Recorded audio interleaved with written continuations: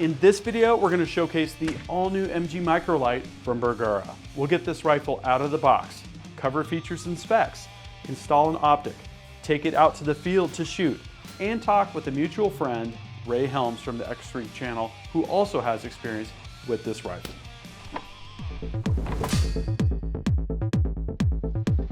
Hey guys, Gavin Gear here from UltimateReloader.com. It turns out the MG Microlite chambered in 6.5 PRC is a rifle platform that I've already shot. I was recently at the Bergara Academy. You're going to want to check out that video. I shot this identical rifle with Ray Helms, and we had a ton of fun going out to 1,000 yards with it. I also published a complete overview video covering the MgLite chambered in 6.5 Creedmoor. You're going to want to check out that video as well. Let's take a look at what we've got here. As always, packaged very nicely from Bergara. There we go. Look at how awesome that looks in Sniper Gray Cerakote. 18-inch barrel, carbon cure technology, Premier action, that's like the top shelf action from Bergara. We've got a Trigger Tech trigger, we've got a folding buttstock, we've got a carbon grip, carbon buttstock, the XLR Atom magnesium chassis. This is serious top shelf material. Let's get the bolt out of the bolt bag and see how that's going to come together as a complete rifle. Like I said, I've already shot an example of this rifle that was pretty much identical and was seriously impressed by its capabilities. So that's the rifle. We've got a threaded muzzle, the standard 5/8 24. And of course, with this kind of 18-inch form factor, what I'm thinking is we're going to shoot it suppressed because that's what a lot of you would want to do. So this rifle is available in .308 Winchester. It's available in 6.5 Creedmoor and 6.5 PRC. They're all 18-inch barrels. This is 1-in-8 twist for this particular model. If you get the .308 or the 6.5 Creedmoor, you've got a 5-round magazine. This is a 3-round magazine because it's a Magnum. So really comes together nice as a rifle, really easy fold on the buttstock. Look at how compact that is. That could totally fit into a backpack, and really lightweight as well. So that's the rifle, and like I said, what I'm going to do is get a rail put on this, and we'll take a look at what optic we want to put on it. I'm thinking something from Element, and get it sighted in, have some serious fun.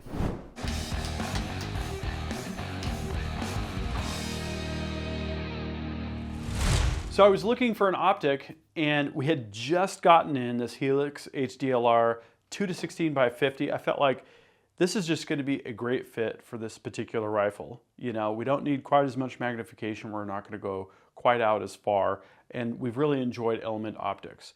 So I started with the installation of the rail. I had a spare Bergara 30 MOA rail. So I went ahead and got those screws coated in blue Loctite, torqued those down, and then took a set of 30mm AccuLite rings from Element. These are medium height, and got those bases locked down. I took a little while to look through the scope and really figure out where I wanted my eye relief to be. I always crank the magnification to max, and I'm just looking to be in that sweet spot with a natural head position behind the rifle, like I'm shooting from the bench. That's kind of my default setup. I got that where I needed it to be, and proceeded to torque down the rings and get the scope level, right? I also installed the sunshade. We shoot into the sun a lot here at Ultimate Reloader, so I thought that would be another good thing to get installed on the rifle and just get this out into the field. So the next thing to do after that was to get it sighted in at 100 yards.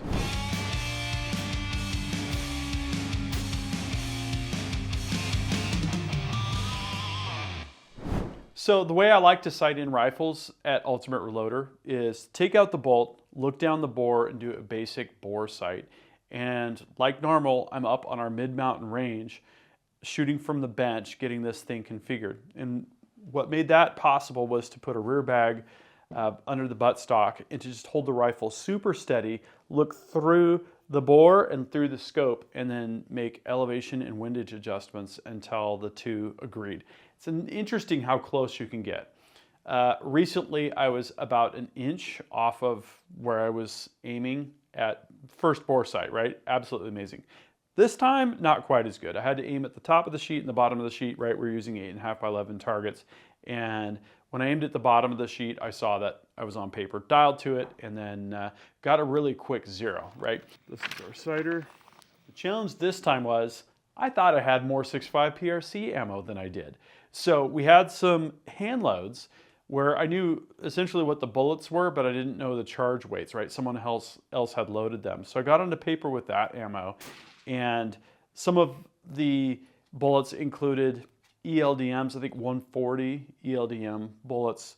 That's what I used for the initial sight in. I think we had some with Berger 140 hybrids that were loaded. We had some with Hornady A-tips that were loaded, right? And then we used 2 different types of factory ammo. The 143 ELDX Precision Hunter and factory Hornady ELD-Match ammo, right? And out of all of that ammo, we didn't get the best results with the 143 ELDX Precision Hunter, but the other groups were right around or under. We had 2 that were under 3/4 MOA for 3-shot groups for the sight-in, right? This was not sitting down for an extended period of time behind the rifle. This was just kind of getting things on paper and doing kind of a rough sight-in. Now, normally I'd go for something like 1/2-inch groups like I got with the MgLite, but this being such a small platform and just shooting with a bipod and a rear bag, I figured, you know, I was more concerned about getting a good 0. Okay, so with the rifle zeroed and with some groups under our belt, we decided to head to the ridgeline for a bit of shooting.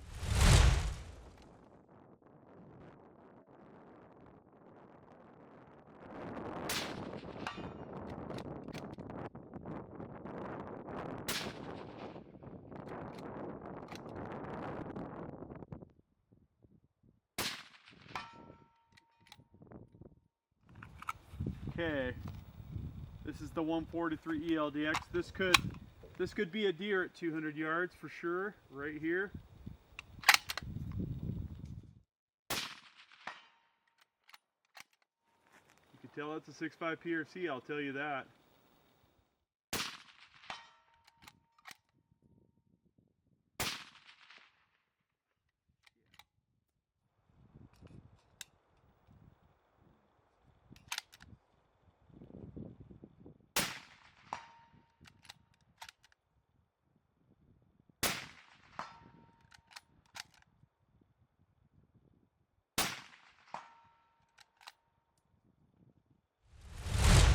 So up at the ridge line, a little bit of irony unfolded, right? We have not been shooting our steel targets at distance for months now because of high fire danger, right? Dry grass around steel targets, probably not gonna be a problem, but I didn't feel like risking it, right? So I took a few shots at a target that we had at 200 yards that we could actually drive to. Was there an issue, you know, with fire? And that was cool. I was shooting off the tripod, and you know, the funny thing about what happened was it started raining right as we left the ridge line. So had we waited an hour or 2 more, we probably could have shot any of the targets out to 600, 700, however many yards, you know, we felt like. But the real action with this rifle unfolded at the Bergara Academy recently in Wyoming with Ray Helms. Hey Ray, thank you very much for joining me here on the channel yet again. Hey Gavin, how are you? Man, great to see you again, and thanks for having me on. Absolutely. Hey, if you guys aren't subscribed to the X-Ring channel, click on this link up here. Ray is a great guy, and he covers precision rifle and a bunch of other stuff in a really compelling way. Love your style, Ray. I've found your videos independently before we met at the Bergara Academy, and love what you do. So I was doing a video on this rifle right here, the Mg Micro Lite in 6.5 PRC, and I thought, I gotta have Ray on to talk about this since we shot it together, right? Yeah, we did. We did. Do you have your diagram? Can you hold up the diagram a little bit? So Ray and I were at the Academy. We did a mile. We did a mile and a half. And then one of the funnest things was this kind of field shooting that we did, working our way out to, what was it, 990 yards or something like that? 990 yards. Yeah. And so, guys, what we did was because we were paired up, we had a multitude of targets out in the field. So I just did a little, what we call a sector sketch. And basically I had all the yardages and kind of location of these targets. And because we already had, our Kestrel's with us, I just went ahead and put the data in there so that when, let's say, Gavin got on the 90-yard target, I could say, hey, it's 8.6. Give Right. me, 1 mil left of wind, and he was all over it. We made very, very quick work using the Bergara there in 6.5 PRC. Yeah, and if I remember correctly, that was a suppressed configuration. Does that sound right? That is correct, from what I remember as well. Yep. And I think the first thing that I remember thinking, that was my first time shooting this rifle, right? Because I didn't yet have my copy of it, which is almost identical here, is, wow, that's not that bad a recoil for an ultra lightweight 6.5 PRC. We're talking about, I think this one is 5.9 pounds, the 308 and 6.5 Creedmoor 5.7 pounds. That's a featherweight, Yeah, I was actually surprised. Same sentiment you had. I'm thinking 6.5 PRC, while it's not, like shooting a 300 Norma, that it's got a little more oomph than, let's say, a 6.5 Creedmoor. And shooting that ultra lightweight rifle, there was very little recoil. I was very, very impressed with that. And of course, we were going to have a different recoil impulse because of the suppressor, but very, very manageable and very fun to shoot. Yeah, and I haven't had this braked yet, but I do think I'm going to follow up and I'm going to try that because I think that would be a good comparison point. Yeah, absolutely. Absolutely. Yeah, little sharper recoil, but less recoil, more recoil reduction using that brake. I think that would be a good comparison. Plus, your overall package would be shorter. But man, for something that you could carry out in the backcountry that you needed that was super light, that one really fits the bill. Yeah, I love the folder, right, and the package. The weight is awesome. We have a bunch of really steep hills here. When you come and visit the Ultimate Reloader Ranch, you'll feel it when we go out hiking to targets and stuff like that. So weight is definitely a factor. And then also the idea of a truck gun. If you're in Alaska and you got grizzlies around and you want a 6.5 PRC in the back seat so that you can take care of business or whatever it happens to be, varminting with a Creedmoor or a 308, I think the form factor lends itself to backpacking or truck gun or any place where you want things to be, down into a smaller package. I like the AICS magazine. I like the fact that it comes with a 3-round because this is compact. I can have this preloaded legally and then I can pop it in and be safe and ready to go when it comes time to take the shot. I can also put a 10-round mag in if I felt like doing a whole bunch of shooting and didn't want to, load rounds 3 at a time. You had mentioned that you like the adjustable mag catch on this guy. Yeah, absolutely. Because, certain bolt guns can be a little finicky, and having that adjustment, is a big benefit. I like to see that in chassis. And XLR did a great job adding that a few years ago because I remember previous to that on some of the other chassis, they didn't have an adjustable mag catch. So it does make a huge difference. They use premium components on it, I believe, as a Trigger Tech trigger. The folder makes it super nice. There's some aspects that, some guys don't think about, but number one, just taking the bolt out and cleaning just makes it so nice. Just because you have access to it. And then also, especially if you do a lot of hunting or traveling or flying with your package, I don't know if people realize this, but most airlines have a size restriction. So if you use a full-size case without a folder, you have to pay an overage fee. But that, I know for a fact, because the MgLite you can actually get it in one of the smaller Pelicans without reaching or exceeding that, I think it's 66 linear inch restriction. So great, well thought out platform.